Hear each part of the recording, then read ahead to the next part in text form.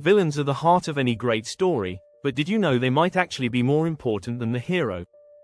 Studies show that villains are often remembered long after the plot ends. In fact, 71% of moviegoers say a villain's character makes or breaks a film for them. That's right, without a strong villain, even the best hero can fall flat.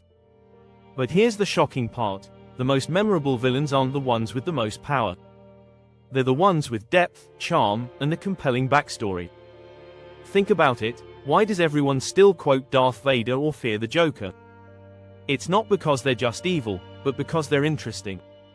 In this video, we're diving deep into the secrets behind villains who steal the show. We'll explore how to create villains that leave a mark, how to balance power with personality, and why a villain's relationship with the hero is key to making them unforgettable. By the end, you'll know how to write a villain so compelling, your audience won't stop talking about them long after the credits roll. Stick around, because we're about to turn your villains into legends. Chapter 1: The Anti-Hero's Secret Sauce. Crafting a villain with depth. Creating a villain who steals the show begins with depth. A good villain is never one-dimensional. The best ones, like Darth Vader or the Joker, are complex characters with motivations that make sense within their universe. One strategy is to give your villain a strong backstory that explains why they became who they are. Did they suffer a great loss? Were they wronged in their past? This makes them human, not just evil for the sake of it. Consider the Dark Knight trilogy.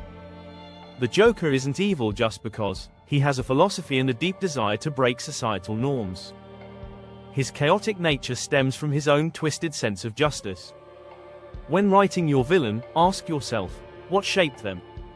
What inner conflict are they dealing with? Make sure their motivations resonate emotionally with the audience, even if they don't agree with them. Another key idea is to explore their strengths and weaknesses. A well-rounded villain doesn't just have power, they also have flaws. Whether it's their ego or their overwhelming guilt, flaws make them relatable. Think of Loki from Thor. He's charming and powerful, but his insecurity makes him an interesting character. One trick is to give your villain a personal goal that directly impacts the protagonist. This adds layers to the story and keeps the audience engaged. Villains like Maleficent or Thanos believe they're doing the right thing, which creates a fascinating dynamic.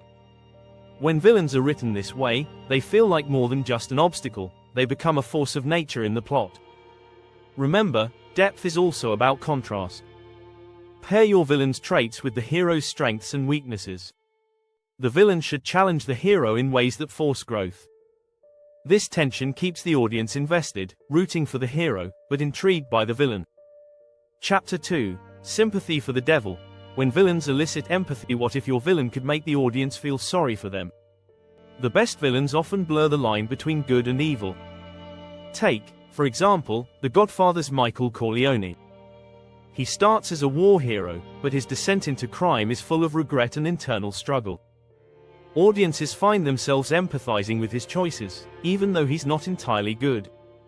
One strategy is to give your villain a tragic backstory.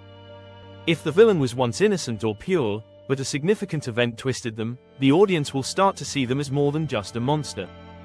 This approach allows the audience to feel conflicted. They'll understand the villain's motivations, but still root for the hero. Think about Frozen's Queen Elsa. She's not really a villain, but her isolation and fear of her powers make her appear as an antagonist for a time.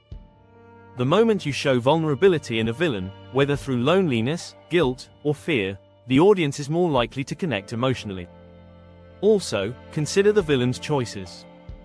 Are they making decisions based on survival or power? Sometimes villains are simply reacting to the world around them, making their choices more understandable. The audience might even question, would I act differently in their shoes? Ultimately, empathy doesn't mean making your villain completely likable, but it does make them more real. When the audience starts to care about a villain's fate, the stakes of the story rise. So, ask yourself, what could have been different in the villain's life to make them a hero instead? Chapter 3: The Villain's Power. Why they don't always need superpowers. Superpowers are great, but they're not a requirement for writing a compelling villain. Take Hannibal Lecter, for example. He doesn't have superhuman strength or magic, but his intelligence and psychological manipulation make him a terrifying villain. In fact, often the best villains are those who don't rely on brute force, but on their ability to outsmart everyone around them. One key strategy is to create a villain who possesses a unique skill set. Maybe they're a master of manipulation, able to play people like pawns in a chess game. Perhaps they have a vast network of influence, making them dangerous without needing to lift a finger. Villains like these thrive on their ability to read people and manipulate situations. Another approach is to give the villain a personal goal that requires them to use brains over brawn. Think of Sherlock Holmes's Moriarty. He's not a physical threat, but his intellect and ability to plot make him a worthy adversary. This type of villain doesn't just want to hurt the hero, they want to outwit them at every turn. Remember that fear often comes from the unknown. Villains who manipulate their surroundings, rather than rely on physical force, make the audience feel on edge. They're unpredictable, and that's where their real power lies. They are the chess master, and the hero is the pawn. Creating a villain like this doesn't mean they lack power, it means their strength is in the subtleties. In many cases, the most dangerous villains are those who are in the shadows, pulling strings that no one sees. Their power comes from their control over everything and everyone around them. If you're enjoying this breakdown of villainy, don't forget to hit that subscribe button for more storytelling tips that will elevate your writing. Chapter 4: Creating Villainous Charm. Why charisma trumps fear. A villain who commands a room with just their presence is often more compelling than one who uses brute force. Take The Silence of the Lambs' Hannibal Lecter, for example. His ability to charm and manipulate people makes him one of the most iconic villains in film history. The key to this kind of villain is charisma. Start by making your villain charming but unsettling. The audience should feel drawn to them, but also wary. This can be achieved through their dialogue, their mannerisms, and the way they interact with others. A charismatic villain makes the audience question their own judgment. Do they like this villain because they're charming, or because they're simply manipulative? One technique is to give your villain a sophisticated, almost magnetic persona. Think of a villain like Miranda Priestley from The Devil Wears Prada. She's not outwardly evil, but her influence and control are palpable. She doesn't need to shout or threaten people, her words alone are powerful. Incorporating charm also means giving your villain a sense of humor. Villains who can make others laugh, or who have witty comebacks, often leave a lasting impression. The Joker, for example, uses humor as a tool to destabilize people around him. His charm is in his unpredictability, which keeps everyone on edge. By giving your villain charm, you create an atmosphere where the audience is torn between liking the villain and knowing they're dangerous. This tension is what makes charismatic villains so memorable. You're not just scared of them, you're fascinated by them. Chapter 5: The Villain's Relationship with the Hero. A dance of opposites. The best villains aren't just enemies, they're mirrors of the hero. They share similar traits but approach life in drastically different ways. This opposite but similar dynamic makes for a compelling villain-hero relationship.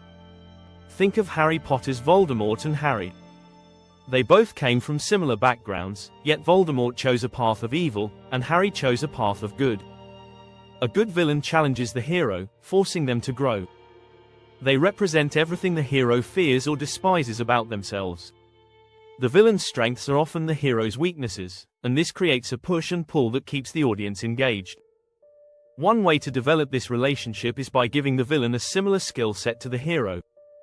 A villain who mirrors the hero's abilities, like the Iron Man film's Obadiah Stane, forces the hero to confront their own limitations. This contrast is what makes the final battle so much more intense. The audience doesn't just want the hero to win, they want to see how the hero grows through this confrontation. Another technique is to create a psychological connection between the hero and villain. Perhaps the villain knows the hero's deepest fears or desires, and uses that knowledge to manipulate them. This creates an emotional depth to the conflict that goes beyond physical confrontations. Ultimately, this dance of opposites creates a compelling narrative, where the villain is not just an obstacle, but a catalyst for the hero's development. Chapter 6: The Villain's Legacy. How to write a villain who lives beyond the story. A great villain doesn't just disappear once the story ends.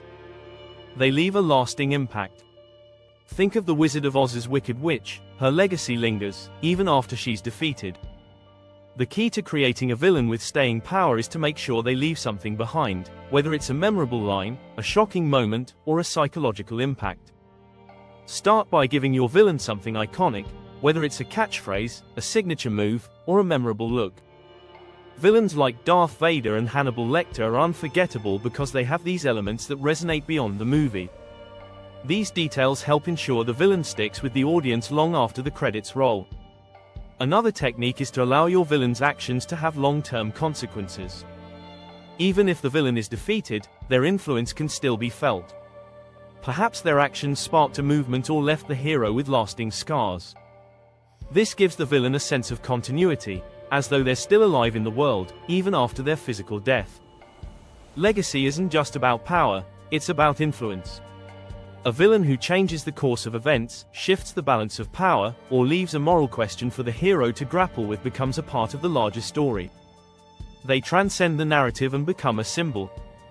By making the villain's impact feel lasting, you ensure that they're more than just a temporary obstacle. They become a defining element in the story's world. Don't forget to subscribe for more tips on writing unforgettable characters that steal the show. Keep writing, and let your villains shine.